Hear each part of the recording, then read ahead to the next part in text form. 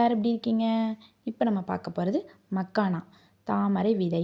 தாமரை விதை சாப்பிட்றதுனால என்ன பயன் இருக்குது வாங்க பார்க்கலாம். தாமரை விதையில் புரதம், ஃபைபர் அதிகமாக இருக்குது. வெயிட் லாஸ் பண்ணுறவங்க தாராளமாக எடுத்துக்கலாம். ஏன்னா இது பசியை கண்ட்ரோலில் வச்சுக்கும். தேவையில்லாமல் வேறு ஸ்நாக்ஸுக்கு போகிற மைண்டை கண்ட்ரோல் பண்ணும். செகண்ட் பார்த்தா இதில் ஆன்டி ஆக்சிடென்ட் ரொம்ப அதிகமாக இருக்கனால ஹார்ட் மசில் எல்லாத்தையும் ஸ்ட்ரென்தன் பண்ணும். ஹார்ட் டிசீஸ் இருக்கவங்க அதிகமாக எடுத்துக்கலாம். அடுத்து இதில் கிளைசமிக் இண்டெக்ஸ் ரொம்ப கம்மி. டயபெட்டிக் பேஷண்ட், எனக்கு சுகர் இருக்குது, என்ன சாப்பிடனே தெரியலை, எதை சாப்பிட்டாலும் சுகர் ஏறுது யோசிக்கிறீங்களா?